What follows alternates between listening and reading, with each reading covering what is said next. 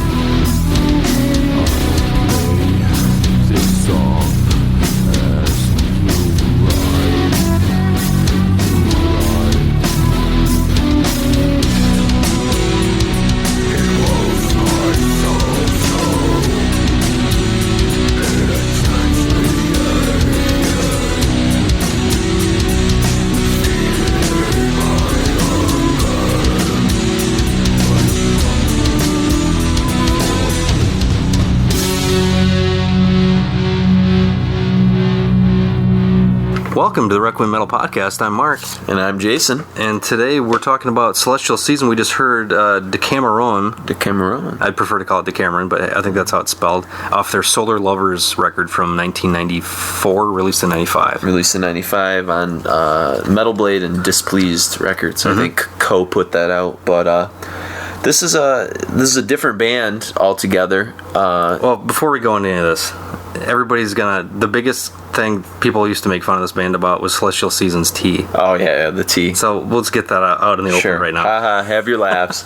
It's funny, I don't even think about that anymore, but yeah. It was brought up so many times I can't help but think about it. Well, and I remember when I was researching some of this online, there were definitely some tea references I forgot that people were making and stuff, but it's the band itself, as you can tell from the song you just heard, which is kind of this long, meandering, kind of like groovy, doomy. It went into a lot of different kind of emotions, you know. It feels really almost more honest to some degree to the British doom scene, where it's just complete doom and desolation and gloom.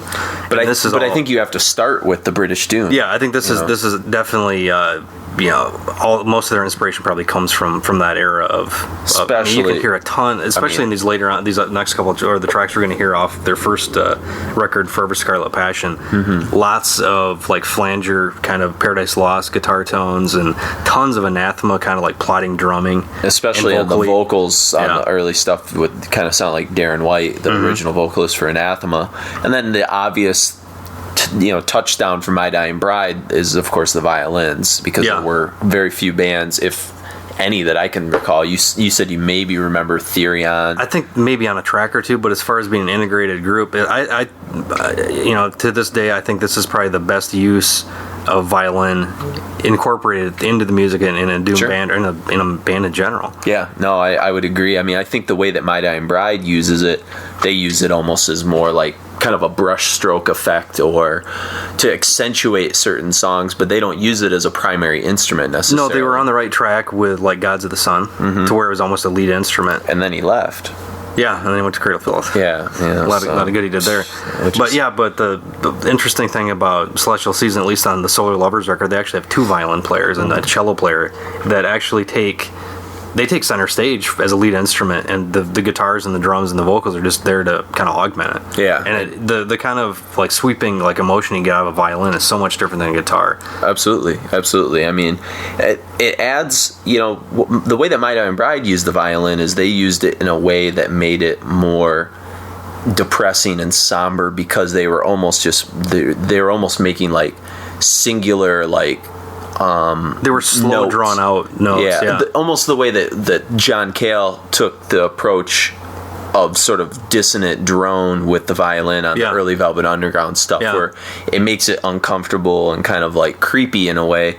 Here, to me, the violin adds a sort of classical warmth to the music. Yeah, it makes it, and it builds up almost like a symphony would bring, in some kind of like soundtrack recording or any kind of situation like that. But it brings so much more fullness and depth. More so than a guitar, because Mining Bride's always been very guitar based. Yeah, and anytime what was it? I forget. Is Martin Powell, was that the violin player, keyboard player? Yeah.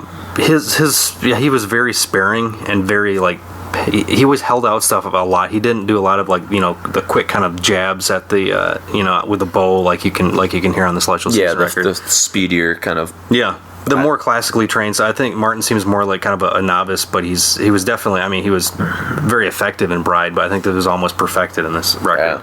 Yeah. And you'll hear on the Forever Scarlet Passion's disc, which was their first record, the first full length. I think they had a couple singles. You said Chris had it was a Flower Skin single that had come out before that. Witch Hunt Witch Hunt Records, and they put out a couple other kind of prolific things I can't think of right now. But then, the first one was on Adipocere, which was kind of a springboard label for a lot of bands. Yeah, and Adipocere Records is a weird. Talk about weird bands coming off there. Moonspell, who was Under the Moonspell was on that one. Yeah, and that's Moonspell, especially their first couple records, they're really a band that doesn't fit in any scene. They kind of were doing their own thing. Beyond Dawn, another band that never has fit anywhere. Yeah. I mean, it wouldn't have surprised me if you had told me like In the Woods' first record had been an Adipocere, just because it's so there's such a off, kind of label, and so it makes sense that a band like Celestial Season, who, as we sort of talk throughout this show, they don't really fit anywhere. That's kind of, I think, what makes them both unfortunately obscure and also uniquely kind of beautiful. Yeah, and really it's kind of a double-edged sword in a way. I haven't checked out their third full length when they sans the death metal vocals, and they kind of went in the more stoner direction, which you could hear in Decamerone a little bit. And really in '94 they were like ahead of the curve on that whole thing. Oh, I mean, this there's like some heavy Kyuss vibes going on in this, and just stuff that we'd hear in Nebula and stuff like that years later. A lot of major chords, power chords, drawn out stuff. Yeah, I mean, really it was just Kyuss that was doing the kind of desert rocky kind of feel. Yeah, and they were like, what, 5-6 years ahead of the curve on that? Kyuss, yeah. Kyuss was doing that in 91, 92. But the other thing, too, that I wanted to mention on that track before we kind of walk away, you hear some of the desert rock seeping in as the sort of groove comes in. But in particular, the opening of that, which is the way the interplay of the violins, reminded me kind of curiously of a tune from Eucharist, Mirror Worlds. And I mean, it was just an odd kind of connection, but Eucharist is another weird band that doesn't quite fit in. I mean, they're always associated with the Gothenburg scene, but to me they were always like trying to do their own They were version. the black sheep, kind of. Yeah. I mean, they have a similar guitar tone to where they've got like where it's really thick and kind of slightly dissonant, but like Eucharist was doing like all like minor chords and the totally different kind of picking, but you can still like hear that commonality. And the songs you're talking about don't necessarily sound the same, but they have the same approach. Absolutely. I think. And the tune I was thinking was In Nakedness, which is the oboe tune that's on Mirror Worlds. But I think too, what's weird about Eucharist and Celestial Season, especially when Celestial Season gets to Solar Lovers, which we'll get back to a little bit later in the show, but there is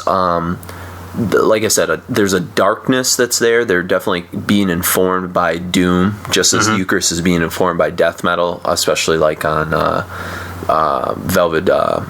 Velvet Dark. No, Velvet Creation. Velvet Creation. I was thinking Velvet Darkness. They hear it's Theater Tragedy. Yeah, Theater Tragedy. But the Velvet Creation record. Once you get past that and you get to the songs in the War Comp and even the Mirror World stuff, and I would say the same thing's true. Celestial Season, and you could throw like Pyogenesis with some of their kind of Twin Ale Blood kind of stuff. Their bizarre influences, and it's not just the bizarre influences, but it's the approach that they're coming out of these genres that are very serious and dark and kind of gloomy, but yet they're adding like a warm tone to everything. Yeah, I think the difference that I hear is in the British stuff there's a bleakness to it, and Celestial Season doesn't have hopelessness. Yeah, there's not that same kind of bleakness in Celestial Season stuff. It's more of a it's the whole like lovelorn romantic kind of sweeping, but not like the dark depressing romantic, but not that, like, bombastic over the top. Did, Well, yeah, but there's also the stuff like Crematory and Theater Tragedy where it gets really operatic, and that's not at all in here. Yeah. No, I agree. I think it the fact that these guys hail from the Netherlands, which in itself, I mean, the Netherlands has always had a weird, the Dutch metal scene has kind of been always off, kind of the same way that like they've been their own thing. Finnish scene is kind of off a little bit too. The Gathering is a weird band. I mean, even their death metal, Gorefest and Asphyx are not Pestilence. Yeah, those aren't. Nobody sounds alike. No, not at all. I mean, you could trace something between, say, Thanatos, Gorefest, and maybe Asphyx. There's some commonality. Kind of an alley, but the Gathering was putting out Always, and Mandolin and Almost a Dance around this time, and those are odd, doomy records. I mean, they're being informed, I think, by Anathema, Bride, Paradise Lost, but they're kind of doing their own walk. Same with Pyogenesis in Germany doing that. November in Italy was taking like death doom, kind of British stuff and filtering going their own way. Catatonia was in Sweden, and so everyone was taking that UK doom scene and doing their own thing with it. And I think Celestial Season, just because they only really made 2 metal full lengths, kind of just flew under the radar. And I think there's probably a lot of people out there who have no idea who they are. Oh, probably not. And I think if this thing would have been put out in '94 like it was supposed to, I think it would have got a better response. Because '95 was kind of the year of, okay, what can possibly be done with this kind of music? That was really the sort of division year where like a lot of stuff started to go the other way. You know, I mean, and black metal was coming in hard at that point. So, and a lot of the sort of classic UK doom bands had already put out their masterpieces. You know, I mean, Turn Loose the Swans and Gothic and Shades of God. I mean, Paradise Lost were well on their way to, they're in draconian times at this point. Sure, so. and Bride was about to put out like Gods of the Sun in '95, which was toned down from sort of where they had started with the clean vocals and everything else. Yeah, more rock based and stuff. Yeah, Anathema was heading towards Eternity, that kind of stuff. I mean, so they were really out of step by putting this out like a year late. You know, and I don't know the story on Solar Lovers, why it was delayed a year. If it was just apparently the EP that came out before this, I think it called Orb or something. I think it was actually recorded after Solar Lovers, but came out before it was released. Yeah, and it's like a stoner rock record. And it might have even been something as simple as a contract thing, like, well, we got you for 2 full length records, or you got to put out this record before you can put something else out. Sure. We already forked up the money, and if this would have been shelved, that would have been a crime. I know, because this is one of the unhailed classics of this era, and nobody knows about it. And I mean, that's one of the reasons Mark and I wanted to do a Celestial Season show, is to expose a band that deserves some of this kind of credit. So, and it's easy to find on Amazon. Yeah, this one you can find. Cheap. The first one's about $30. Gosh, if anyone wants to donate a copy to Mark or I, we'd appreciate it. I would like that. we have copies, but not. We've got MP3 versions, but that's about it. But in terms of Forever Scarlet Passions, we'll talk more about Forever Scarlet Passions in a moment, or after we listen to a couple tunes. But anything to link the listeners into like what they're going to hear here, as opposed to say what they just heard on that. Yeah, I mean the first record was it was in '93, and this was this. Man, when did the Gallery come out? '92. From Dark Tranquillity? Yeah. No, 95. 95. Yeah, 94, 95. Skydancer was 93, 94. Okay, so actually kind of contemporaries, but as far as like the kind of cover aesthetics, to where you've got the ruffly shirt with a hand in the flowers, the puffy shirt, the pirate, this Jerry Seinfeld shirt. Yeah, Dark Tranquillity had their cover for, I think, Mind's Eye is very similar to the cover of Forever Scarlet Passion, and then we had the Crematory covers, and we had the Theater Tragedy cover. Everything was getting overly romantic, a little bit gothic-y, I don't even know, lame. Yeah, it was getting a little pompous, I think. And I think at this time, there's a glut of these kind of bands, and I think that they just got kind of shuffled under the rug because they're on Adipocere Records. And at this point, no internet that was worth anything to us, at least. And it was all through flyers and through tape trading, and Chris would kind of zero in on some of these little labels and pull out, we'd get this record. It was like really inspirational, and like we listened to it a lot for 2 months. Yeah. And then, oh man, this thing came out. We got so shelved it. You shelved it away. But yeah, the first one's definitely more, I think, literally informed by the Peaceville 3 stuff for sure. Yeah. There's way more. There's tons of Paradise Lost kind of tones. There's one thing they always had through, even on the first track on Forever Scarlet Passion, it has a bunch of cowbell in it, and just some kind of oddball stuff. But they've always been more major chord oriented instead of like the My Dying Bride kind of like really depressive slow minor chord. Yeah. And I think, what do we open up with? Together in Solitude, I think. Oh, for the first... Yeah. We'll be talking Merciful. Merciful. I'm sorry, I have it in the wrong order. Which has a killer breakdown about the 2 minute mark, kind of a punchy, really like a Pentecost 3 kind of just like... punch to it, and right down to the Darren White vocals that are really prominent on this, so that's, I think, the thing I heard the most on this record was probably the Anathema, It's like Anathema in structure if Gregor McIntosh was doing some lead work for him. Yeah. And you had kind of a more eloquent Martin Powell in the background, so it's really this kind of bizarre merging. It's probably the most literal version of those 3 bands, kind of put into one that I've ever heard. That's a good point. So, the the things that you can hear in these trio of songs is you're going to hear obviously the doom elements, but I think especially in Sweet Bitterness, right? Yeah. That's where to me you start to hear a lot of the upbeat kind of mid-period cathedral post Soul Sacrifice kind of stuff in the stoner elements starting to kind of like bubble to the surface, which are really prominent on Solar Lovers. And that same song in Sweet Bitterness, there's a lot of the bass is like up in the mix, and it's well played bass too. It's not, I mean, it's almost the guitars play backseat to everything else in this band. They're just there to kind of like, it's for momentum. Yeah, like with the drums and everything else is like the guitars kind of meander a little bit through with their warmth, and everything else kind of like. The leads are always they're just kind of there to guide. They're not there to like, wow, that's a hell of a lead kind of thing. It's all for I think probably everybody is working in concert to create this whatever emotion each song is supposed to represent, more so than a lot of other band. I mean, for being their second record, Solar Lovers is unbelievably, it's precise, it's beautifully recorded, focused, and and it's free in its ability to like, you know, have that openness, you know, that a lot of bands I think overwrite songs. These guys have like just the perfect kind of balance. Oh, and like on Decamerone, there's the guitar riff. It's just a muted, you know, D or whatever. And they're not afraid to let that play out. You know, I mean, some bands would shy away from having that much kind of repetitious elements, you know, within it, but they're able to sort of, you know, like we said, kind of worm in the violins and wrap these other sounds within. It's almost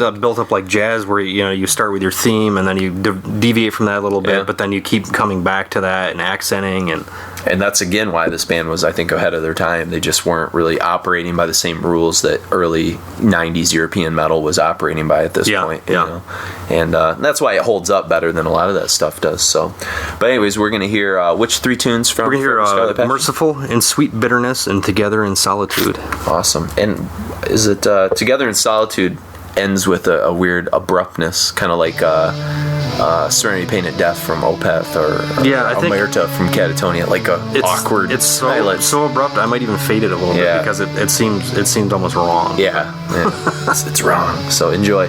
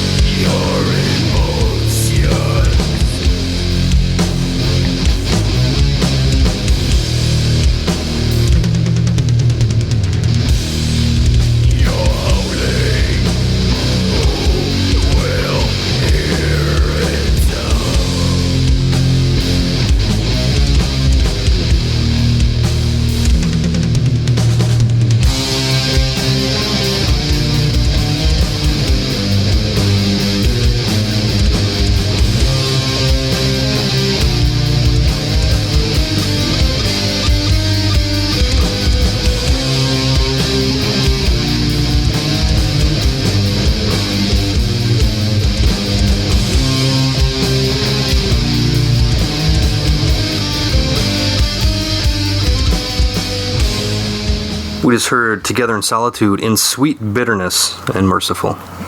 All good tunes. One of the bands that a kind of modern contemporary band, besides some of the aforementioned like Gathering or November or something like that, but another band that kind of has never quite, to me, found their proper scene and never gotten their proper due is Swallow the Sun. And they have kind of a unique sound to them. I mean, they kind of are connected to the UK scene, but they're Finnish, and they're almost connect to Opeth a little bit, and like the next kind of step on this, like integrating more of the I guess like second tier doom bands into their sound as well. Sure. And so again, not that I'm saying they sound the same, because really, especially on Solar Lovers, I mean, no one was adding UK doom on this level with warm sort of stoneriness. No, I mean, the closest stuff that I could think of was like, I mean, these are all fairly obscure bands, but the Finnish stuff, like we had like Zisma. Yeah, and was we were doing listening weird to some stuff. Convulsed earlier too. And Paroxysm. And I think Paradigma was doing some stuff like this as well. I think all Finnish bands. Yeah. And Finnish bands, at least in the, I don't know about in the rock genre, but as far as like in the metal, extreme metal world, Finnish guitar is almost as recognizable as it's more recognizable like the Entombed riff. Yeah, it's like this. It's like the like the Gothenburg or the Swedish sound or something. It's like immediately like what was the Demolich? Same kind of thing. All these bands are incredibly Amorphous. brutal. Even the old Amorphous, you hear elements of that in Celestial Season 2. Yeah, like Privilege of Evil's got like warm guitar on it. It's bizarre. I don't know what the if they aren't down tuning like everybody else is or what, but those are the kind of bands that I'm kind of seeing as maybe like kindred spirits to these guys. Sure. And today, I mean, I don't think there's anyone. I mean, like Swallow the Sun, like I mention them, but nobody merges all of this sort of stuff together. I mean, it's almost like they're operating with the same mentality that, like, say, Celtic Frost operated with when Celtic Frost would make these just gigantic leaps in between each record. And I'm not talking like Cold Lake, but more of the leaps between. Like into Pandemonium from Emperor's Return or whatever. Not Emperor's Return, to Megatherion and stuff. Yeah. They're constantly thinking, how can we evolve? And to me, they did it awesomely over 2 records. Yeah, more than most bands will do in some of their careers. To go from right out of the Scarlet. Gate. Yeah, right out of the gate was. Forever Scarlet's a pretty impressive doom record for what it is, but then this is just totally another level. And the cover of Solar Lovers is classy. It just sort of has this like mystical quality to it with the hands and the sort of, it's got like this glowing orb kind of thing. But which sounds cheesy. If you see it, it's laid out pretty well. I mean, it's simple, and that's the thing. It's blue. That's cool. That's not very doom. I know. I like it. That's the thing I would say is everything about Celestial Season is all about making a lot of non-choices, simplifying things, like you said, allowing the sound to breathe, not overwriting stuff. In the cover, it's mostly blue, and the to me, it's a very classy sized image that's really only taken up not even a third, maybe about a quarter. For 95, the graphic design still holds up, which is hard to say about a lot of stuff. A lot of stuff, because this is right when computer stuff was kind of coming in. Hey, let's bevel and boss everything, make it look like hell. Yeah. So I don't know. There's just a lot of this that kind of stands the test of time, and so I want to kind of make that known. But the tunes we're going to kind of be getting into here are akin to what we opened up with Decamerone. Solar Child is just, I just wrote groove, and it's really interesting because there's that it's the Hoover vacuum logo, and they changed it to Groover. To Groover. Yeah. So they're obviously thinking about kind of stoner rock and some of that kind of stuff. And the bands they thank in there, they're thinking Cathedral and Lee Dorian. So they're obviously listening to what Cathedral was up to by '95, which is moving towards more Midnight psychedelia Mountain, and some of that kind of stuff. So you mentioned Paul Chain, Acrimony, that kind of stuff. And then we're also going to hear Will You Wait for the Sun, which to me has a real mid-period My Dying Bride kind of like Angel in the Dark River kind of feel. But not as bleak. Yeah, minus the bleakness. and at first it has a little bit of bleakness, but then like there's this weird like Sabbath groove that kind of comes in. Yeah, like all this, it seems like a lot of these things, they seem like incredibly depressing and you know, morose at first, but then there's like this kind of like hopeful optimism in the music, not in the vocals, not in the lyrics, but just the way the music carries you. It's like, well, this guy's gonna be all right. Yeah, it's like a warm sadness or something. Like it's okay. It's like, hey, the whole world just got destroyed, but at least you're still alive. Yeah. and you know, and you've got a nice, really well stocked bomb shelter. Yeah. You know, so, but to me, like especially in the tune you'll hear, "Will You Wait for the Sun?" There's a lot of sort of like trippy 70s elements that really start to come out, and you mentioned like Nebula, Kyuss. I mean, these sort of stoner rock bands, and it's just such a weird emergence because there's no clean vocals going on throughout the there's record. Like some whispering kind of stuff toward the end, but, you know, so they're not thinking about making stoner rock the way we think of it today. I mean, no one does, like, you know, death metal.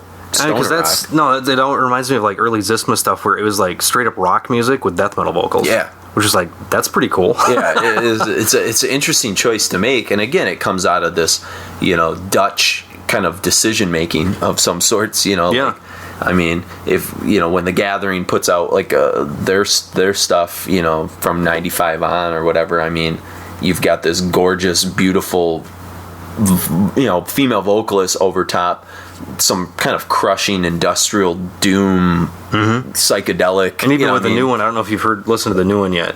It has it's fantastic. Yeah, and I think the vocalist actually surpasses Annika. Do you? Yeah. I know that's a lot. It's hard for you to hear. For me, but you know what? I haven't listened to it yet. I did listen, and she sounded pretty similar. She's a songwriter on it as well. She fits really well. So. Yeah, and they're not trying. Not that we're going to turn this into a Gathering show, but you know, same countries, maybe similar aesthetics. Seems kind of weird. But that's another band where at this point I didn't know where the hell they're going to go. Like they've been kind of treading the same territory for a long time. For sure. And this is like, okay, let's take a little bit of 4AD, some good elements of Tori Amos, and just the kind of aesthetic they already had established, and they're not afraid to drop guitars. The album breathes just like this does. It's kind of surprising. And the same with, you go back to a band like Asphyx, as dirty and raw as that is, it breathes. Yeah. And it was like, remember, I mean, when we were at Metal Fest, like we talked about the open notes, and I was like, wow, like hold the note for 3 seconds. That's great. Yeah. So, and it works really well. And then we're gonna close things out with a tune called Vienna, and we should talk about this tune for just a second because it's gonna really kind of catch people off guard. It's an oddball one. It reminds me of like a later on Beyond Dawn kind of aesthetic to it. And they're another band that we could throw into this mix. And again, like I said, they got their start from the same label, so maybe Oedipus here recognizes like unique talent, you know. I wonder who is running that label. I wonder, that guy's probably a genius of some weird sort. Yeah, he's probably destitute because he was not business minded enough. Some eccentric guy with like fingernails 6 feet long or something. Bag, you know, collects bottles of his own piss or whatever. But yeah, that's also a cover from Ultravox, which is apparently some 80s synth band. From what I read about, they're like a mid 80s synth band, and the original, I guess, is just super like competitive, or not competitive, repetitive and kind of boring, I guess. Like Noi or something? But more electronic? You know, I could see that element of the krautrock thing, which you hear in some of the synth pop and stuff, but no, I think it's just kind of bad mid 80s, kind of just general. Maybe it's like if a U.S. band covered a Hall & Oates song or something. Maybe. And here, we're speaking a lot from the cuff here because we don't know what the original really sounds like. I'm just going by hearsay. But from what I've read about it, this clearly surpasses the Ultravox version. So yeah, and what they brought to, I mean, because it clearly stands out on the record. It's incredibly sparse. There's piano in it. Yeah. The piano guitar interplay is cool and triumphant, you know. And it goes back to that jazz thing again. It's like they're playing back and forth, you know, call and response kind of stuff with the piano and the guitar. It's maybe we're thinking too much into this, but it seems like it's really well thought out. Like these guys seem like a bunch of like real musicians that are there just to create, you know, beautiful music. Well, and the other thing we should mention about Solar Lovers is now not only do they have one violin player, but there's 2 violin players on this record. We may have mentioned that earlier. We mentioned it earlier, but there's also a cello player. And a cello player on Vienna. Yeah. So there's a lot of kind of things happening. There's an additional vocalist on Vienna as well. It's not the main guy. It's a guy. It's not Stefan Reuters? No, Lex Vogelaar is singing, and then they have a person that they brought in to do some synths and piano as well. Okay. And the synths and piano like give it kind of like an 80s like I don't know, like a soundtrack, like a character triumphing like over adversity or something. It has a weird. It's got like a cool Bo Hansen feel, but yeah, usually cool and Bo Hansen don't go in the same sentence. But unless you're talking about like 2 records, this is the extent of Bo Hansen's coolness. But yeah, just that kind of integration, that simplicity, but it totally seems like Rocky pounding on the meat running up the steps or something. Yeah, it's that kind of stuff, but not as like overtly, not Eye of the Tiger. Yeah, not as like cheesy montage like or something, but through music and not through. Almost like what Vangelis did, like on Chariot of Fire or something, or the Blade Runner soundtrack. Yeah, it has that kind of synthy piano. Like upbeat weird John Carpenter. Yeah. There you go. We'll leave it at that. So, but anyways, we've talked enough about these tunes. So let's see what you guys think about them. So we've got Solar Child, Will You Wait for the Sun, and then we're gonna close this set off with the aforementioned Vienna. So enjoy.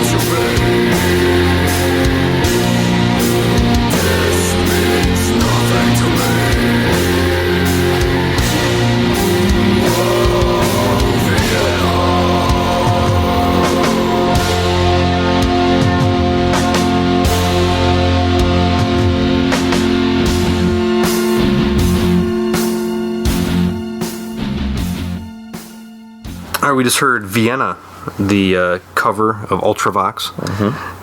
Will You Wait for the Sun and Solar Child, all from Solar Lovers. Solar Lovers, appropriately enough. From Celestial Season. And again, look around for this on Amazon.com. You can find it. I've seen it. Use the marketplace. Actually, we'll have some affiliate. We'll throw a link up, yeah. But I've seen it as low as $5. So. Yeah, totally worth. I mean, we could have played. There's like 3 or 4 other songs we could have played. Yeah. Soft and Bulmer, The Still Midnight is another good one. Soft and Bulmer's a sweet. Yeah, I mean, just visual. Just great songs. Dancing with a Thousand Symphonies. And the one we're gonna close things off, Scent of Eve, is a pretty cool closing number. Even Fandango's like a little minute and a half, little like noodling thing. And the last tune, which is called "The Tune from the Majestic Queen's Garden," which just sounds like they're smoking a lot of opium, kind of like with Lee Dorian. Alice in Wonderland meets Lee Dorian or something. Yeah. But with Dave Patchett doing the cover.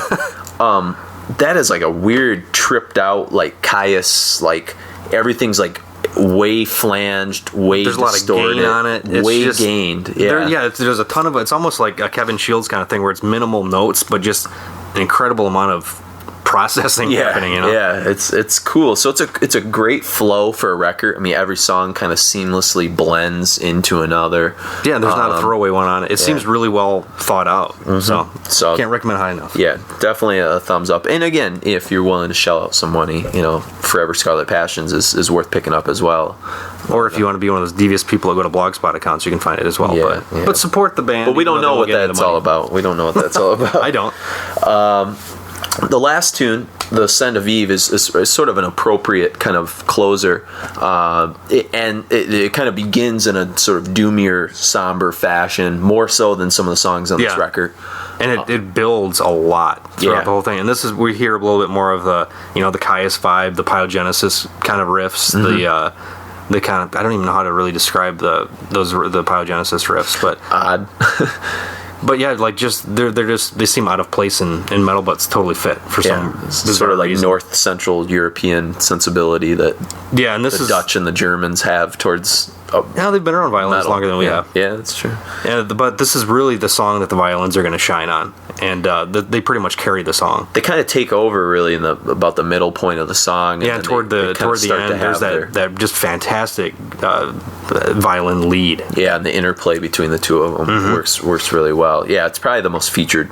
Or the most prominent feature of the violin and stuff. So, and it's kind of it's a good way to sort of like peacefully close out a show from a fairly peaceful metal band. I mean, really, it's as safe as like extreme metal gets. Is really a good way to describe Celestial Season. People didn't mind them, even with the vocals being like that deep. You could say this is like death metal for your girlfriends or something. Like possibly very like boxing gloves, everything's soft, blows. You're not really getting hit by too much. It's really not harsh extreme stuff by any stretch of the imagination. And even in hindsight, his vocals in today's context, where you hear a lot more screaming on the radio, and like I think generations have sort of grown up with more like of this stuff. This is so tame, compared to I mean, really. I mean, it's almost like old. More airy versions of old, like Tommy Kuvasari Amorphous vocals kind of thing. Yeah. Where it was more, it was just another instrument. It wasn't necessarily a spotlight kind of thing. Yeah. Or he wasn't singing about like rape and murder and killing, like a lot of the death metal bands. There's like warm tales of Finnish lore, So, but anyways, enjoy The Scent of Eve, and please send us some feedback. It smells fantastic. Yeah. Tell us what you thought of the band Celestial Season, what you thought of the show. Maybe you were a convert and you grooving. Or maybe you had this in your collection and you totally forgot about it, which pull it out. I do every couple years. Yeah, this is a nice opportunity for me to pull this record out, because I haven't. It's probably been 3 or 4 years since I've actually listened to a lot of this stuff, so it was a nice way to kind of reapproach it. But shoot us an email at requiempodcast@gmail.com, or check out the website. Yeah, requiempodcast.com, where we'll have affiliate links, where if you'd like to help us out, maybe buy a couple CDs through Amazon affiliate link, we get a kickback, which helps us with our production costs and web hosting fees and all that kind of good stuff. Okay. And if you'd like to leave us a review on iTunes or a link on your blog, or tell a friend about it, that'd be fantastic. Much obliged. Much obliged. And again, we hope you've enjoyed your little venture into Dutch Doom, which there's not too much good Dutch Doom these days, you know. A couple. A little Hibernoid, maybe. Hibernoid and The Gathering. Yeah, I smell a Hibernoid show coming down the road, so tell us what you think. But anyways, enjoy the Scent of Eve, and for Requiem Metal Podcast, I'm Jason. And I'm Mark. Take a deep whiff.